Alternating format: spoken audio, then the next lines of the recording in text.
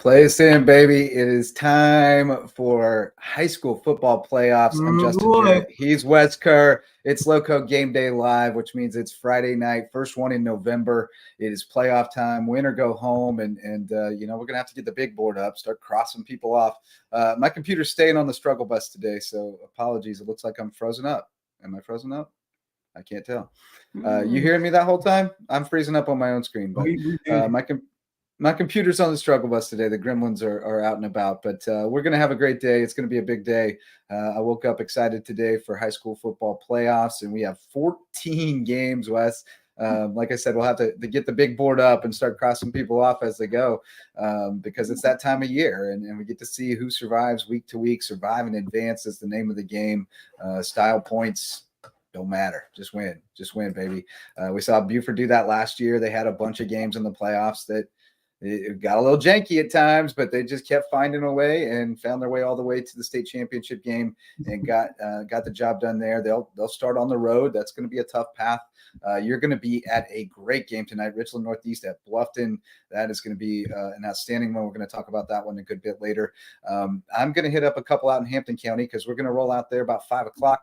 At the Hurricane Sports Cafe and do some sort of a live event. Whether it gets streamed or not is going to be up to the technology gods, and they're not treating me very well today. I think I'm freezing up. So we'll see how it goes, but we'll have a good time regardless, and then we're going to scatter out to the games. Let's run down the slate real quick, and I'll get it rolling on the banners here too. It says Lowco Lights, but oh no, that's not it. I'll get it going here in just a second. Go through the slate. Richland Northeast at Bluffton in 4A, May River at Myrtle Beach, and Colleton County at Irmo. Then in 3A, Beaufort at Loris. 2A, Ridgeland Hardyville at Andrew Jackson, and Bishop England at Hampton County. 1A, Lakeview at Whale Branch. Skeeza 3A, PD at HHCA. John Paul II at Florence Christian. Skeeza 2A, Orangeburg Prep at Beaufort Academy. Northside Christian at Colleton Prep. Skeeza 1A, Calhoun Academy at Thomas Hayward. St. John's Christian at Patrick Henry. And 8-man Holy Trinity at Richard Wynn Academy. So should be a great slate tonight, Wes. Start where you want. What do you want to talk about? Yeah, let's start with the 4A and the game that I'm going to be at here tonight. And my God, the hype is real. I think this Bluffton Richland Northeast matchup is going to be absolutely electric. You got two terrific offenses. Bluffton really has found a high gear all season with Owen Bays in that pass attack. And of course, you got Brandon Bryant, who's been a huge component, but the run game's really come along too. So Hayden Gregory has to like what he's seeing heading into the postseason after a strong performance in that Week 10 win to get them ready for the playoffs. And it is going to be one heck of a show out there under the lights in B-Town.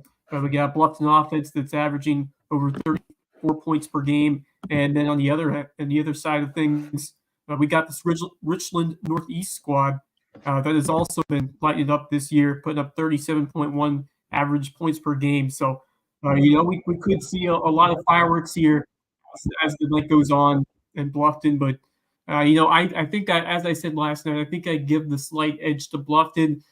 I'm confident about the way this offense is played and the fact that Richland's given up 39, almost 40 points a game. You're going to have opportunities to use that explosive pass and attack. And then that run game has been effective too.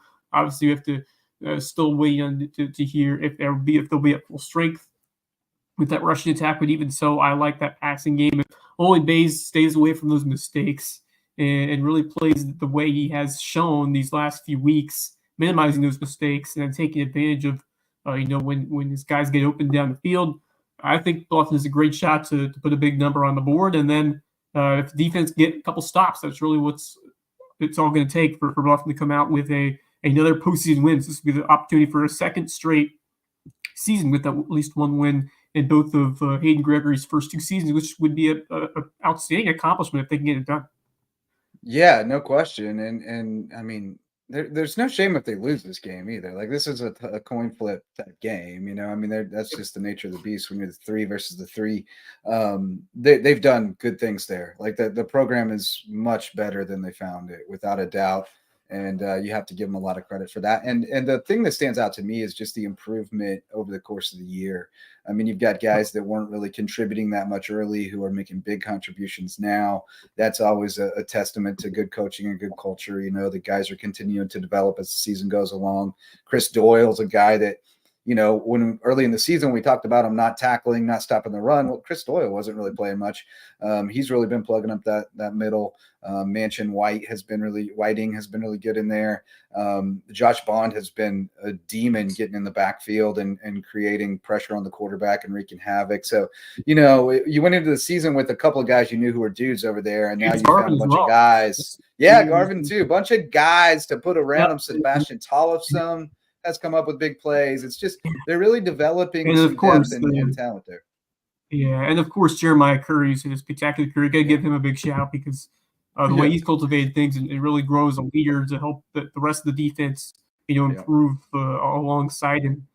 He has been just a physical beast out there. It's been really fun to watch his development, to see a guy that's learned a lot throughout his time and had to go through, you know, a coaching change, and he really became that go-to guy when the Bobcats need a stop or need a big tackle for loss. So, you know, just give props to Jeremiah Curry, who, you know, I still think he's really underrated. I think he could do big things at the next level. He is incredibly underrated throughout his career. He's a monster. Yeah. He really is. Like he's a really, really dominant player. But we knew that's what I meant when I said like they have good call. Dave Carrick said Coach Gregory is the coach of the Border Bowl. I saw that. I like that. I like it mostly because the offense is actually viable. Like you can't take a lot of offenses into that game and really do much damage. Like the way the game is played and called, like you need to spread guys out and put them in space. That's the way that you win that game. So I do like that. I saw that and I thought that was a good thing. I like how they you know rotated around, but some systems are not as suited to this kind of all-star game as others, and there certainly is because they're going to put athletes in space. You see a lot of Bluffton reps in that game too. Yeah, I would think so. Yeah, absolutely. Well, you'll probably get Bays at QB. You know, we'll see other QBs, I'm sure, but that would make sense with the season he's had. So it'll be fun. Oh man, I wish they could get the guys who are playing in the bigger games to play in this one too. Right. Zion especially, and Shy, Jeremiah. You know, like I hope some of those guys will play, but I understand why they don't for sure. Doesn't make a lot of sense to, you know, take a chance at an injury or something when you've already got a bigger all-star game opportunity to get seen. So, but it'll be fun regardless. And we got a ton of depth. We got a ton of depth in the area. Yeah, it's great for the guys that like this will be their last football. Like for some, it's their last football game ever. So it's you know, that's an opportunity for them to show out and play with you know the entire Lowco and to put those pads on one more time. So. Well, that's what I loved about it last year was just being down. The game stunk, but just being down there with the guys who were getting to strap them on one last time and talk with them in a little more casual environment, you know, where coaching will be yelling at them if they're talking to JJ over here. That was fun. That was really fun, and I look forward to that event again. But back to the playoffs. Bluffton, Richland Northeast. I like Bluffton in this one honestly because, you know. You mentioned 39.7 points per game for Richland Northeast allowed. You look at what Bluffton's defense has done the second half of the season against James Island and you know Lucy Beckham and what they did to May River and Hilton Head, and you know like they've played some pretty strong defense here in the second half of the season. I don't know that they're gonna you know keep Richland Northeast under 30, but I think they can score more than that. You know, like so I could easily I think if they can get off to a hot start and get like a big no pick six or something. Yeah. If Bluffton gets hot early and gets off to a big lead, that can make it tough for Richland to get back in this game. I could definitely see a scenario where Bluffton gets on them early, a couple of big explosive plays, or maybe a big one on defense, and Richland just you know runs out of steam. So with that being said, I think Bluffton has the more complete group out of these two teams, and they're at home, which I think should, you know, help energize them early as well. So I like Bluffton Oh, this they're gonna be game, jacked but up. It's Rich blackout. Northeast. It's another blackout, Wes. So whatever you wore to Bridges the other night, Ooh, get it another back on blackout. again. I'm all blacked out. I got my black hoodie. I got my one Lowco. Yeah. I'm all blacked out and ready for it. So yeah, with all that said, Will White's probably the best player on the field, and he could definitely, or Will Wilson. I'm sorry, I said Will White. That's our friend, our hoops friend. Will Wilson might be the best player on the field, and that's always a factor. I mean, he's an SEC caliber quarterback, so that's an issue. That's an issue. I suspect, Curry will keep close tabs on him, and they'll try to get some pressure on him, but can instruct everyone to stay disciplined outside so that he can't get it out of the pocket and run on you. So it's going to be a fun matchup. I envy you. And like I said last night, I have a fantasy where I go to Hampton for a quarter. Zion puts up a couple quick ones. It's getting out of hand. I scoot over to Patrick Henry. They play a quick Skeeza game that's over by, 9:30. And then I head back to Bluffton, and you tell me, they're just starting the fourth quarter. So I go over there and watch the end of that one. So that all seems very feasible to me. That's my pipe dream that we're shooting for tonight. But in the other 4A games, May River at Myrtle Beach and Colleton County Irmo, I mean, I think those are uphill climbs for both of them. Great for Colleton County to get into the playoffs and get the opportunity. I think they'll fight. May River, an opportunity to kind of, make amends for the last couple of years losing to Myrtle Beach area teams at home. But I think that Myrtle Beach team has turned a corner and is playing pretty well. Yeah, they are red hot. They might be a team that could go deep. That's a team that's playing great football at the right time. So gotta watch out for the Seahawks. But two very tough games. Opponent, even so, just driving out, going on the road. I mean, when you have to go on a road trip all the way to the Grand Strand, it's always very tough to come out of there with a victory. But good to see these teams get another opportunity to put the pads on, especially for Carleton, because Adam Kinglock's team has had a fantastic season. Got that big win over Hilton Head to get into the playoffs. That was an emotional victory, and with all the turmoil they'd go and gain the season. So it's just a great job by Ken Lock and that coaching staff to keep his team dialed in and keep them improving. So I love to see them get this opportunity to beat in the playoffs. And for May River, I think the defense is going to come ready to play. I just don't know if I've seen enough from the offense to be able to put enough points on that Myrtle Beach side. So I think it's going to be a tough one for May River, but Richard Bonneville's gotten in the right direction in this first season at head coach. Yeah, I just can't quite visualize what a May River win would look like in that game. Like, I'm trying, but I can't see it. Dave Carrick, by the way, says, good luck to all the low country teams. I support all kids, just not when we play them. Yeah, that's exactly right. That's the attitude we should have. These are our friends and neighbors. We played with them growing up. Rep the Lowco. Well, let's go.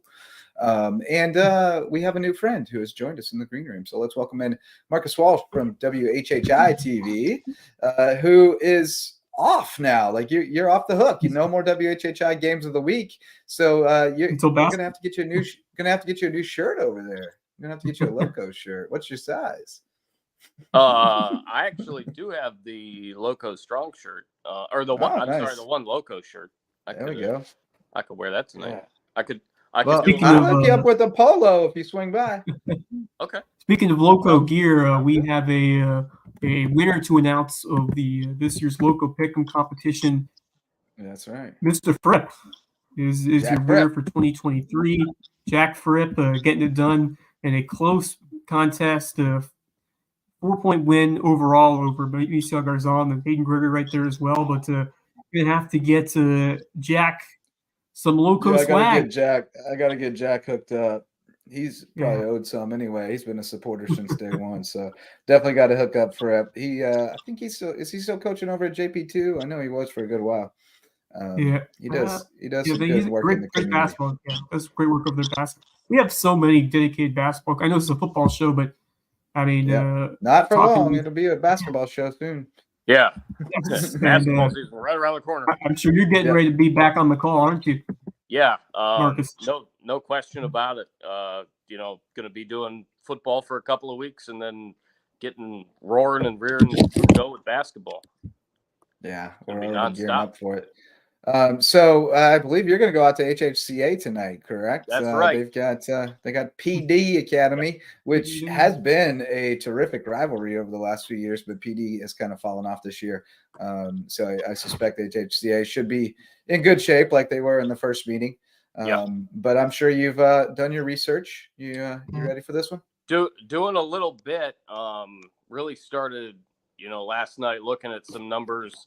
It looks like there are a couple of guys for PD that have really done a heck of a job in terms of carrying the offense and even the defense. Just knowing what I know about HHCA though, and how that team is built, I did listen to the interview that you guys did with Ron Peduzzi. Ron Peduzzi. Yeah, there you go. And I really look for HHCA to come out and to continue to be on fire. I think this could be a big win for them. But with what I know, the little bit that I know about PD in the past, I expect a pretty competitive matchup for a while. I think the home field advantage here in the playoffs certainly is going to mean a lot. And I look for HHCA to kind of run away with it late. They just continue to get better and better and better. And I'm telling you what, guys, when I saw them against BA, I mean, it was really, really good, fundamentally sound football in all three facets. And obviously we talked about it kind of at length over the time that you have a guy in Devontae Green for BA that went down, but boy, oh boy, they look really good. And I think they look good enough to possibly make a huge run into the playoffs this year and a deep run into the playoffs as well in Skeeza. Yeah, I'm on board with the HHCA team. I think Rob Peduzzi got him playing inspired and energetic football. I think the defense has really taken a couple of steps up as the years is going on. I mean, you talk about a guy like Tucker Tivapa, who's just been an outspoken leader and just an example setter for his ability to play the pass and just be dialed in to make tackles. And he had a couple of picks. When I think that one that BA game, he had a pick that went right off his hands. But he is a guy that is going to be dialed in throughout, reading the column, as I mentioned. And then you got those veterans like Wilson and Crosby. And, those guys know what it takes to win in the playoffs because they've done it before in the past throughout their career. Gage Loken, another one who's been a part of at wide receiver, a couple of state champion teams. So there are guys who have won titles before on this group. And, that's great to have those guys who know what it takes about these games, win or go home. And so I think, that's going to be a big factor for HHCA, just the coaching staff. It's not just Ron Peduzzi, but his entire staff. Matt Smith, phenomenal mind of football. And that guy just knows how to dial up that defense and to make stops in the playoffs. My God, he is just a terrific part of an exceptional coaching staff alongside John Hopt as well. No question. Yeah, they've got a terrific staff over there. No question there. And that's another reason why we've seen them, progress from that 0-2 start to 8-game winning streak going into the playoffs and having a real chance to play for a state title. And it also helps that they got a lot of talent over there. With the skill positions, they're very talented. They're not huge. They're not huge on the line. But, like Ron said the other night, they actually prefer to be a little bit leaner and quicker up front. They felt like last year they were a little too big and slow up front for what they wanted to do. So, it's just, your personnel is what it is. And they've found a good mix with what they've got going on right now. And Pinewood's definitely going to be a real test, but I think tonight they should take care of business. That BA team is interesting to me because, I felt like they got a little bit of help on the seeding to get a home game. But they earned it with what they did early. It's just, and it's not their fault that, they had an injury. But the way I've been thinking about it is like when Devontae went out, that's almost like you're starting over at practice in August again. Like you got to completely revamp what you do in a lot of ways and move a lot of pieces around. And so, in the preseason, you'd have a few weeks of practice and then you'd have a couple of scrimmages and then you'd have 2 or 3 games over the span that they've been without him. And I feel like last week was maybe an indicator that they're starting to figure it out and that it's starting to work better.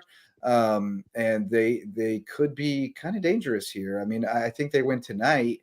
And then, like you said a couple of times now, Wes, they were right in that Williamsburg game. I was there, and they were a score away from tying it up for most of the night and then gave one up late, so I think that's a winnable game for them if they can, continue the upward trajectory this week. I think they're right on the path, Justin, that you were talking about, with the fact that Green got hurt when he did and taking those extra weeks to get back into momentum and, reshuffle their offense, especially. That I completely agree with you. If they win tonight, they have a chance to really do some things in their part of the bracket, and it's going to be a lot of fun. No question about it. That is a dangerous football team. I think so. I think senior leadership. Yep. Jackson Porter is out. He's awesome. You cannot underestimate his ability to make plays happen. I mean, just so quick on his feet and elusive. And then he brings it on defense too, a two-way star. And then I keep mentioning that defense who is just dialed in at this point in the year. Yeah. And we've seen it in the past. You mentioned, I think you hit the nail on the head last night when you talked about just the seniors playing for each other who I mean, this could be their last game. It's hard to bet against a team with that kind of philosophy. Of course, every team has seniors who are playing for that, trying to keep their career going. But I think this group in particular, especially with losing a fellow guy who's been so important to that team, everyone wants to, play for him and continue what he started for that group. And I think they kind of have that on both sides of the ball for this Youth Academy team. And Coach Nick Schuford, he knows a thing or two about winning as well in the playoffs. So you got to remember that. First year over here at BA, and he is no stranger to the moment and how to adjust throughout the season. I remember back in 2019, a while ago, but they lost this one, Bethesda. They came back and beat them in the state championship game, and they made a couple of adjustments along the way. They kind of had this 3 running back system. I don't know if they big injury on that team from what I remember, but they kind of adjusted as the year went on to fit their style. And I think that's exactly what he's trying to do here at BA, is manipulate the team to get him in the position at the end of the season to make some noise and get the job done. So I have full faith in that coaching staff and the players on that field. And I would not be surprised if they end up right where they started the season over in Charleston. Yeah, if I recall in 2019, it was more of a they were trying to open up the offense a little bit, and then it just wasn't really panning out. And then they were like, you know what? We're just going to put some big old dudes in the backfield and just run it at you. And then nobody could stop them. But, they also had to adjust when Tyshawn had to come in at quarterback when Dietrich got hurt. Was that 19? No, that couldn't have been. No, that wasn't 19. That was 21. That was 21. They won it that year. They won it, because Dietrich saved me from the water bucket.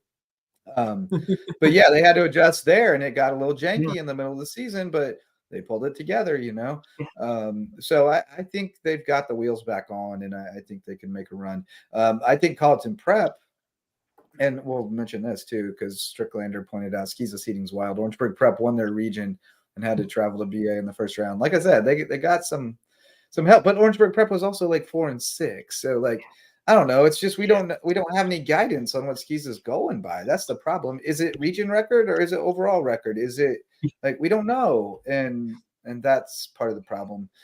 Is it's just kind of willy nilly. And then Stricklander also said, "Don't give PD the last second free kick," because they wasn't they beat on that a couple weeks ago.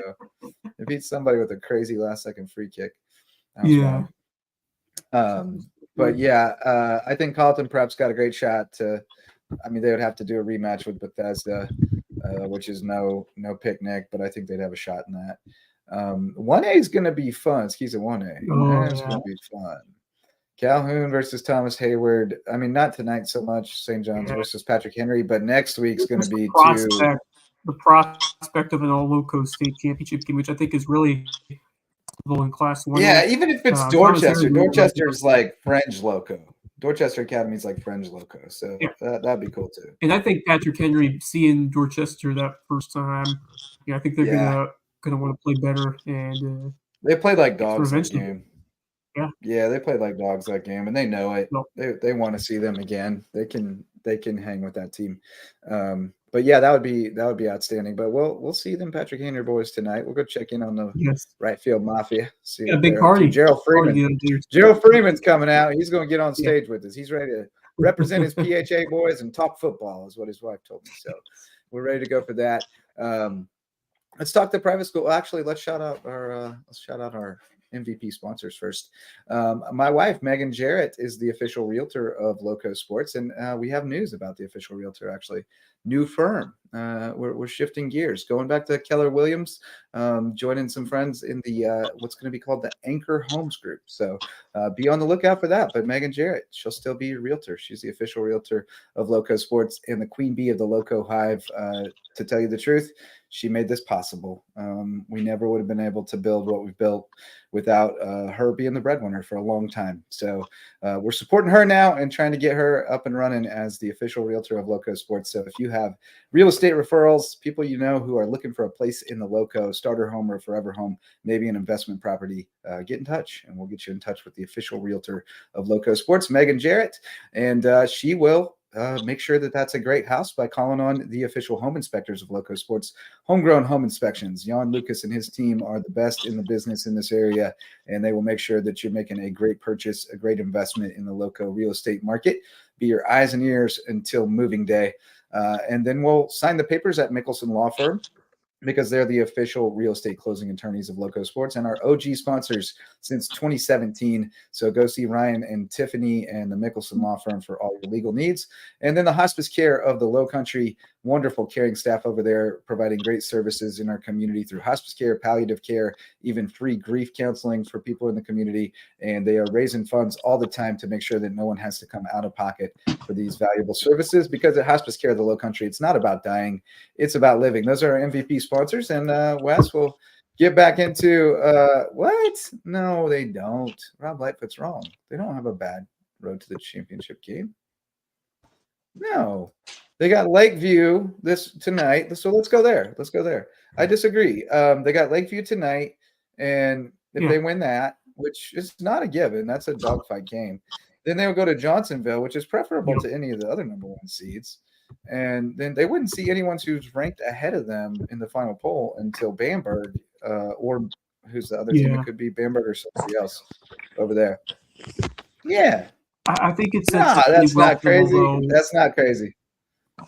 It's not crazy this year, dude. It's not. I think Lakeview is going to provide a challenge for Whale Branch, but I do think this Warriors team is just going to rise to that new level at home. And after that setback last week, where I thought it was a lot closer game than the score indicated at the end between them and Bamberg. I think they found a lot, as I mentioned last night. And this Whale Branch team has a little chip on the shoulder, and I think they're going to be ready to go on Friday nights. They get past Lakeview, Johnsonville, still a strong team. Malik Shippey's a really nice quarterback, and offense can do things. But I think Whale Branch is the more complete unit among those four teams in that quadrant. I guess you could say the bracket. And then Lamar, Branchville, Baptist Hill is always tough. Carver's Bay. Yeah, they're a little down this year, though. I think Lamar and Bamberg. It should be Lamar Bamberg, I think. But no, I think it's a viable path.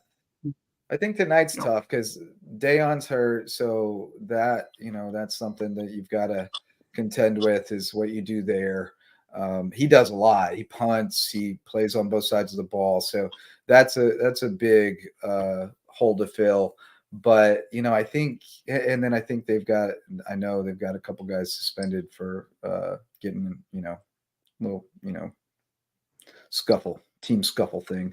So that stuff happens. But I talked to Hatcher yesterday, and he said that they had a really, really good week of practice so far, that it's been some of their best practices they've had in a good while. And that they were kind of, they kind of needed that wake up call, that humbling a little bit. So I think it could be a good thing. I mean, like I said it right after the game or during the end of the game on WSAV, but how you respond to that first real adversity of the season is always a mystery, and you can really go in either direction. And we haven't seen that from them yet. So what do we see after that? And I think from what I'm hearing, it's going to be the good one, not the bad one. So I think it could be good for Whale Branch. I actually was on Talk of the Town with Daniel on Tuesday, and we mentioned our teams individually to look out for this postseason. Daniel took HHCA. We talked about them a little bit ago. I took Whale Branch because I think in the high school league, with all due respect to all the other teams that I saw this year, which are terrific, and this playoff season is going to be great, with the high school league and the Skeeza League. Whale Branch, to me, with the eye test, they're the best I've seen. They are. It's Hampton for me. It's really, Hampton for me. Yeah, but you haven't seen them in person. In terms of what I've seen in person. Right. Yeah, you haven't seen them in person. But Whale Branch. But Hampton is like Whale Branch, but 2.0, like juiced up. They just got a little more depth, a little more juice. But they're very, they're a 2A version of Whale Branch. That's what they are. They just got a few more kids. But Hampton's legit. Now their path is kind of, it's not crazy. So crazy. It would have been if they're on the other side, but they've got a pretty good path actually. But it's crazy in that they have to play Bishop England, and then they have to play Oceanside Collegiate, and then they might have to play Gray Collegiate, none of whom belong in 2A. Well, I think they can meet with anybody, and this Great Collegiate. I think Oceanside's a little down from where we've seen them in the past. I think they're beatable, and then if you get there and have a chance to take your best shot against Gray, and when you're that close, I think the fire and the excitement is going to be even greater there for Hampton. But I think those first 3 rounds, I think they should find a way through them. Timberland. Andrew Jackson. Timberland's going to be a tough one. Timberland played played Oceanside 13-7 last week. Their record is poor, but their schedule was very difficult early, and they're a problem. I think Hampton can take care of them, but that's one you got to worry about a little bit. But Andrew Jackson, I'm not. Yeah, I actually think Ridgeland might get Andrew Jackson tonight. I'm not convinced they're not going to win that game. I like that. I like that Ridgeland team a lot. Me too. And I love the vibes over there from what I saw. I only saw them that one game against Whale Branch, but I was really impressed by what they did against them, the way that defense dug in and stopped them a couple times, and then the explosive nature of that offense with Maurice Brown. He can fling it downfield. They had a big, long touchdown catch connection. So, and I think that's really heightened as the year's gone on. And I love the support there. I love the way that they've been fighting out there on the field. And picking up 5 wins, now have a chance for potentially a 6th. That is incredible stuff over there from Ridgeland, and great to see that program, which has been through a lot of turmoil the last few years, especially with the year off during the COVID period, and then having to make so many adjustments heading back in 2021. Just love to see the strides that they're making over there, and it's also a sentimental potential last game, because of course we'll get the split with Ridgeland and Hardyville next year. Yeah, I know it's a bummer. Like I'm kind of excited for that in a way. Yeah, I agree, Rob. Woodland Sherrod, that is a good matchup. Yeah, I don't think anybody over there can take out Oceanside though. I don't think, but we'll see. Barnwell, maybe. Marion's been solid, but no Oceanside. Yeah, everybody loves Coach Frazier. Coach Frazier's the best. I love that dude. Go Canes. Yeah, Sammy Dobbs is a Hurricanes fan. Yeah, me too. And then Lightfoot says Coach Hatcher played his high school ball at Sherrod. That's right. He's a Sherrod Indian, I believe, part of the Sherrod tribe. So that's where that funny way of talking coming from. You Native American, but down here in South Carolina, you just talk kind of funny. But no, I had a great talk with Hatch yesterday. He's something else. He's something else. I love that guy. But he feels pretty good about where they are. So many great characters. I mean, so many, dude. Roger Wilson, Buford Academy, or Bridges, former Buford Academy. Volleyball. Yeah, and he's wearing his Jimmy Buffett shirt. He's got his mullet and his glasses and his mustache. I just love him to pieces. He's so funny. He's a character. That was what done No it. question. Oh, Love it. So many characters. We're going to see a bunch of them tonight out at Hurricanes. They're all telling me they're going to be there, so should be good times out there. There's plenty of characters in Hampton County. I'll tell you what. It's a fun place out there. But what else we want to talk about, boys? 3A Buford. 3A, yeah. Buford. Yeah, Buford at Loris. That's going to be a great game. That's going to be a tremendous football game, and it's easy to be a homer, but I like Buford's chances of winning this one on the road. Although Loris is going to present a tough challenge.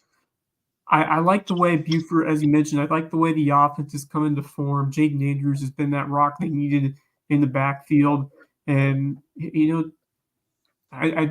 a prove-it opportunity for Samari Bonds. I know they won the state championship last year with that rushing attack. Bonds didn't have to throw a pass in that game, I believe. This is did not attempt a pass. Wild, absolutely wild. Yeah, I love it. That's what I love about playoff football, though. It's like whatever it takes to win the game. Yeah. It doesn't matter. We don't have to worry about hiding anything or nothing. We're just going to come out and do whatever it takes to win the game. And you got to be willing to adjust. I love that. Yep. No, what you're hitting on there, Wes, is what keeps me on Buford in this one. I think is just Buford's been there. I know a lot of those guys are gone, but so many of those guys were there for all of it. And it doesn't just go away. Like once you've seen it happen, there's a belief that can't be replicated. And so, I don't think they're going to go out like that. I don't think they're going out in one. I just can't wrap my head around that. So I think they're going to get it done, and they're going to be a tough out. If anybody gets them out, you're still the champ till somebody beats you. Crestwood. Now Crestwood will probably absolutely. Lightfoot says Coach Hatcher's Indian name is Square Bear. It's so good. It's so good. True or not, it's great. It doesn't matter. I'm calling him Square Bear the next time I see him. God, I love that. What else we got, fellas? We kind of hit them all at least a little bit. Yeah, just going back, Marcus, I think you came in before or after we got to 4A, so just wrapping it back over to Bluffton. That's the best game anyway. Hear your thoughts about Bluffton. Obviously, we expect a battle of two high-powered offenses with the Bobcats and we're seeing Richland Northeast, but I think Bluffton's defense has really matured. You've seen a lot of Bluffton this year. You got the Hilton game and you got the May River game. What has stood out to you throughout those two contests at home that's powered Bluffton to this spot in the seeding here with the home playoff game? Yeah, I think honestly they've just gotten better. I didn't see. I watched the Hilton Head game, but that was the game that I was not at. Kevin filled in for me, right. But I did see the May River game, and that defense, just led by Curry and company, was just ferocious a couple of weeks back. And from what I hear about Richland Northeast, they're a team that can definitely be as good as anybody offensively. So I expect a shootout, but again, home field advantage. And I kind of want to take as much of the homer side of me out of it. Yeah. But in reality, it's really hard when you see these guys every single week. Right. That's the nature of the beast. Homerism happens naturally because you believe what you've seen. It's just natural. I really like this Bluffton team a lot. I've talked and had a bunch of praise for Coach Hayden Gregory and what he's done in the couple of years that he's been with Bluffton, reshaping that program a little bit. And I really think that should be a great game and take the over. Hammer the over. A ton of points. Hammer the over. So Bluffton wins. Take the over. I do have a question for you guys when it comes to Skiza 3A, the other matchup that I will not be at, JP2 and Florence Christian, that game at Florence Christian. What's the status of CT3? CT4. We haven't gotten a CT4 update in a minute, so it doesn't go all that well. Yeah. I'm not sure it matters because Florence Christian's pretty good, and the Huntley kid's alone. Yeah, it's going to be a problem for that Christian defense. Tilton's who I was talking about, folks. Yeah, CT4, Christian Tilton, C3PO. But yeah, we haven't gotten an update on him in a minute, which I think is bad news, but I don't know that for sure. But going back to that Bluffton game, I'm going to throw a couple names at you to keep an eye on. One of them you already know, you've heard it a lot, Kyler Vick. I think that has been a big difference. He came back. He's only played in 5 games this year, but the games he's played, he's got 18 catches for 416 and 5 touchdowns. He's averaging 23.1 a catch. So that's a big play guy that they added back to the mix. My cats are fighting over here. Cut it out. I know what that's like. And then the other thing that happened was Ethan Golphin moving back to the slot. He was just better suited for that. They experimented. It didn't work out. Respect to them for not being too proud to just move him back where he worked better. And then a third name I'm going to throw at you that you haven't probably thought about yet is Jacoby Saunders, who's a freshman, that if Ridgway is still out with the concussion, you might see more Saunders. He's a guy I wrote about when he was like 10 or something for the packet because he played in some kind of a big national all-star game thing, and he was going to be a big deal. And he came and introduced himself to me the other night and said, "Hey, you're Justin. You wrote about me when I was a little kid." And I said, "Yeah, man." He's a big, strong kid, and he is averaging 7 yards a carry in limited work, 9 carries. So I think we may see a little bit more of him he's played some defense too. But that's, they've been developing some guys on JV that they're excited about that they pulled up that could be contributors as well, like that. It's a really well-run program. It is. I'm impressed with what Jarrett is doing, Hey Gregory, and that coaching staff. I think they're getting the most out of these kids. Are developing them too at a young age. I think the buy-in has been there across the board, and like I said, I think Gregory has been a home run hire for this team and all that he's done so far through 2 years. Yeah, cannot disagree with that. We talked a lot earlier about the defense and how far they've come in a short time, and I think that will probably be the difference tonight because if you can get a couple stops in the second half, big turnover early, pick 6. Mm-hmm. Oh, more Coach Hatcher trivia. Dylan's coach, Kevin Roller, is Coach Hatcher's first cousin, so it runs in the family. It's good football coaching. Man, I love Hatcher. He called me twice yesterday. He called me first. I texted him. He called me and said, "You called me?" And I said, "Nope." And he said, "Oh, my sorry phone tells me I got a missed call when I get a text." And I said, "Oh, I just texted you." And he said, "All right." And we talked about 20 minutes, and then he hung up. And then he called me right back about 5 minutes later. Had to tell me something. He said, "We voted on the all region. We forgot to vote on player of the year, overall player of the year. So KJ Chisholm, overall player of the year." So got that news that way. You think Whale Branch is going 2A next year? They're going back up to 2A? That'd be a bummer. Maybe Battery Creek will come down to 2A. That'd be nice. Ridgeland may move to 1A and Hardyville be 1A, so that'd be fun. But Whale Branch and Hampton in the same region could be fun if we get that. That would be a lot of fun. Pop them in there with Woodland and Hampton and Ridgeland. It'd be good times. I think we may see some movement up to 5A soon too. I just can't imagine that's too far off. Do we think Whale Branch or May River's busting at the seams? Buford could go back up to 4A too. They were on the bubble last time. Yeah. So there's a bunch of schools that are kind of on the bubble based on the enrollment. So we'll see where they land. But I always like realignment. It freshens things up. You get new regions. It's when you have. It takes me the whole 2 years to remember who's in what region, but and then all of a sudden they get shifted again. The second year I got it down, and then they change it on me. But no, I look forward to that realignment. What else, fellas? We've gotten pretty deep on a bunch of these games, despite there being 14 of them. Let's give some more names. Impact kind of players that could. Yeah, let's go through those. Where do you want to start?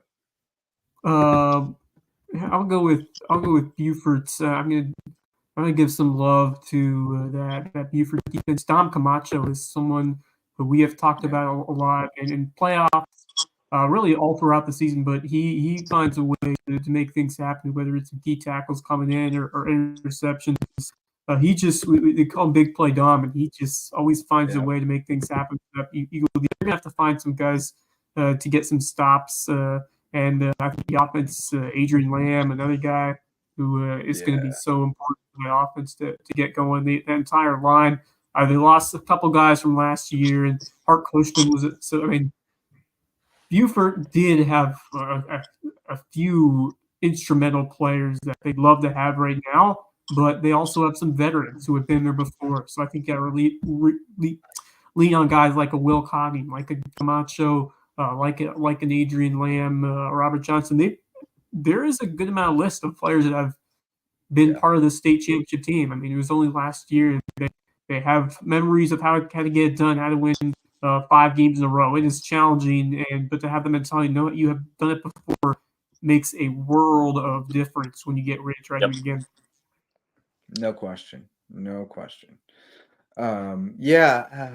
I don't have any players in particular. Darrell DePass, I'd like to see them get him a little bit more involved. He's no doubt really dynamic with the ball. They ran that little end around with him last week. I like that. I like the idea of trying to get him, in space and ahead of steam, because he's tall drink of water to try to bring down when he gets moving. I just like Beaver. I like Librand and that staff, and a quick turnaround to prep and get your team ready and be able to make halftime adjustments. And I just feel like they've got a little bit more experience under their belt in big games, and I just think they're gonna get it done. There's a toughness about them. Will Conning is a monster on defense. Samari is a game changer. Andrews has been really good. So I like Beeford. Yeah, I like them a lot too. Tell you a guy on Whale Branch to look out for, and I talked about him kind of at length in the game that we had against Battery Creek, is Isaiah Evans. That man big tots can definitely do some stuff on the offensive line, and the protection. Was he playing center when you saw him? Yes. Yeah, he played center against Bamberg. I was like, holy cow, that's the largest center I may have ever seen in my life. He's a freaking hoss. He's a big man, and he has a chance. Well, they all kind of got their lunch ate by Bamberg, so they need to bounce back. And Hatcher told them they need to be tough. Right. They don't understand what happened, but they ain't tough no more.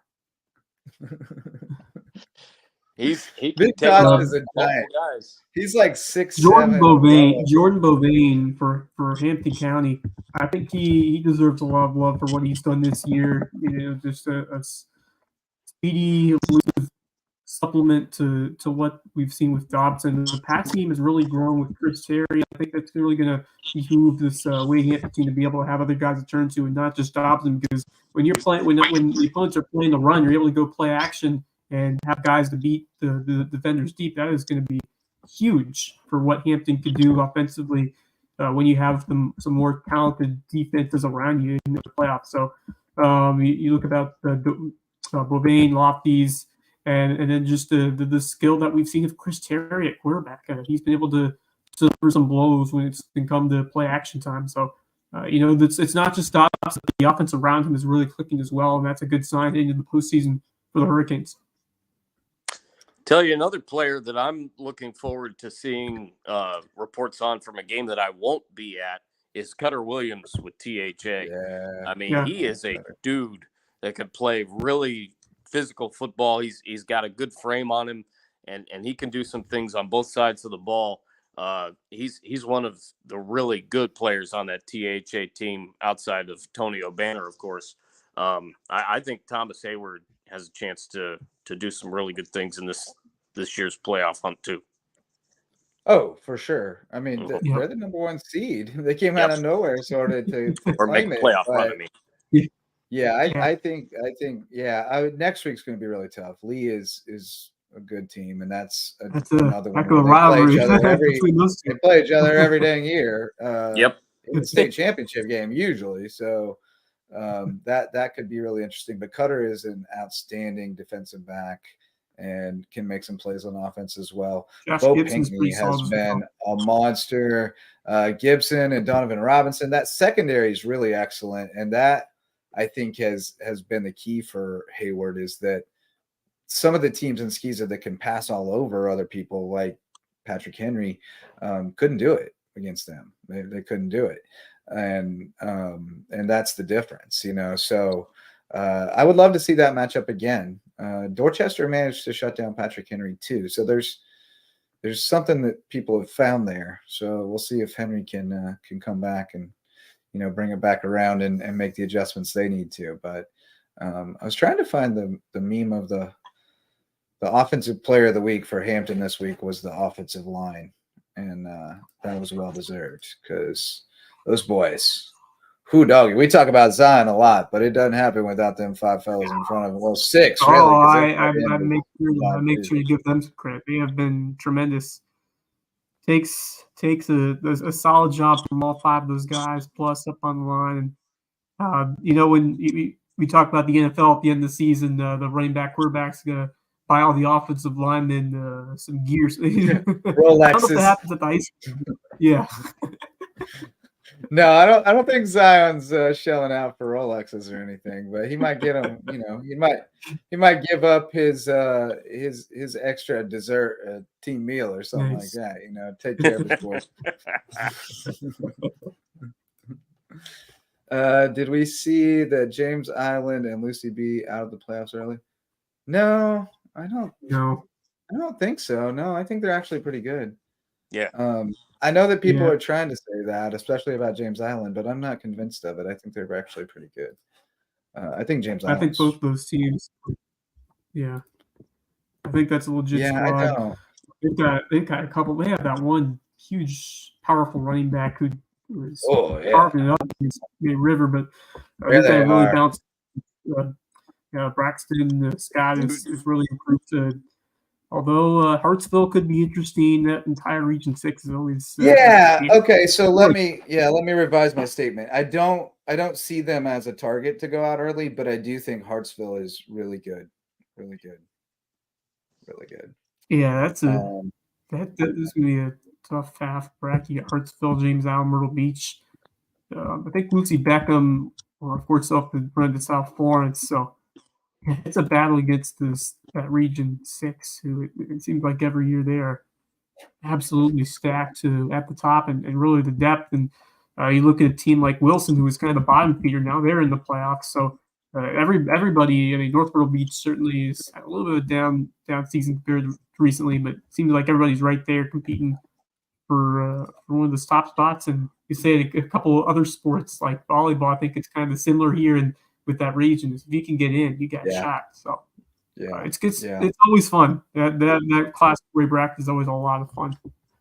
I guess here's the thing. Like, unfortunately, not as much.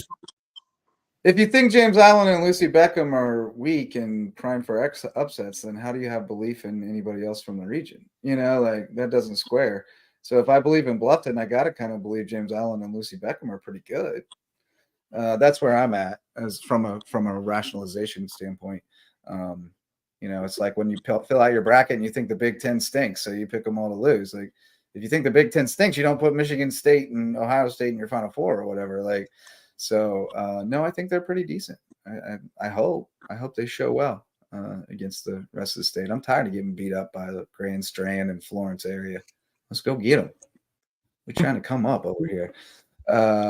All right. Any upset picks? Like, I was going to ask you guys. Who's winning on the road? Who's winning on the road? Ooh. We got Beaufort. We all think Beaufort's winning on the road. I like Beaufort. Yeah, my big one is Ridgeland. I got Ridgeland Hardyville. I think Ridgeland Hardyville is pulling it off tonight. I do too. That's probably the one that I feel most confident in. I don't think May River's going to do it. I don't think Carlton or JP2 is going to do it. But I think Ridgeland has an opportunity.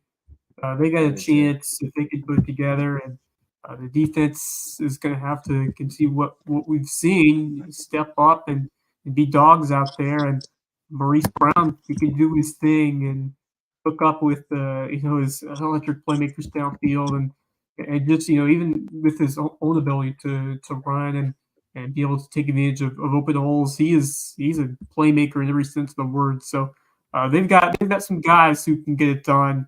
But going on the road to Andrew Jackson, they're playing with house money because I think this Andrew Jackson team certainly has the pressure being at home, being that top seed.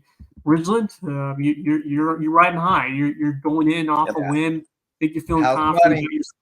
House money. These guys want to make a good final impression for this era of the program before they become separate again. So it's a big statement game for Richland, a big opportunity for them, and they got a real shot, I think. I do too. That's my big out on a limb pick.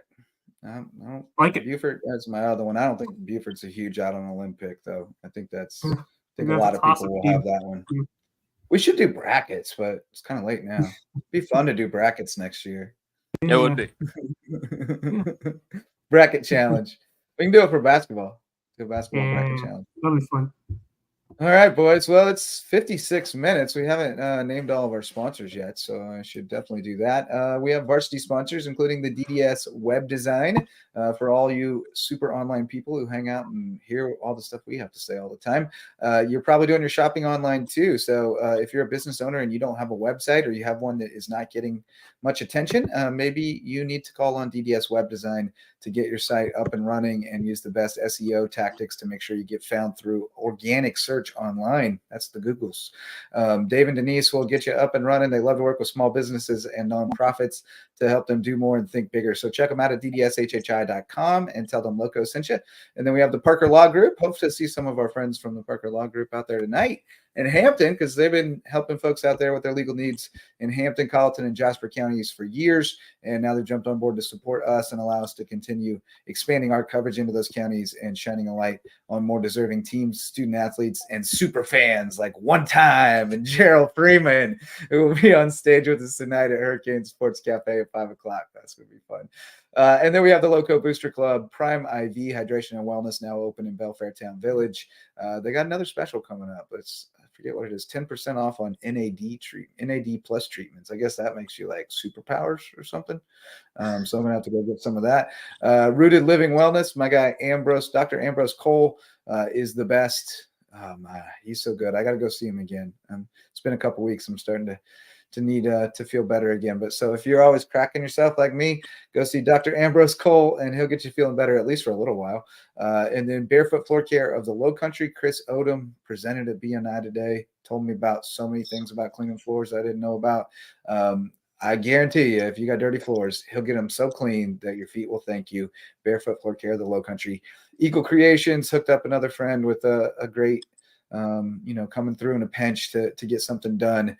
Great secret for you over on Argent Boulevard. If you need stuff to promote your business organization, you need some apparel, you want to refresh your brand, whatever, they can take care of you over there, or they can get you a gift basket to let somebody know that you appreciate them, or you're thinking about them at the holidays. And then the Court Lifestyle Pros, Low Country Natives, Daniel and Debbie Court, selling the Lowco Lifestyle on HHI. Those are our sponsors, guys. Many thanks to them. Next time I talk to Hatcher, call him Square Bear, but don't tell him I told you to. All right. Saludo will upset Newberry. I don't care about upstate, bro. I ain't paying attention to that. Yes, sir. We love having you as part of the show, Dave. We'll get you on here one of these days for sure. When we're not at the game, we'll have to get you on when the Bobcats go on the road next week. You'll tell us about the South Florence game. So thanks so much, fellas, for coming along for the ride. We didn't have as many friends today. They're working through lunch, I guess, but we'll see many friends out at Hurricanes at 5 o'clock, and then we'll see more out at the fields, at the games. Marcus will be at HHCA, Wes at Bluffton, and I'll be jumping around from place to place, starting at Hampton, going to Patrick Henry, and hopefully catching the end of an exciting finish at Bluffton if all goes well. So we'll see you at 11:30 p.m. for those of you not making the trek to Hampton, and we'll round up everything we can for you, let you know how it all went down on Lowco Friday night, playoff style. So for Marcus Walsh and Wes Kerr, I'm Justin Jarrett. And until next time, go Lowco.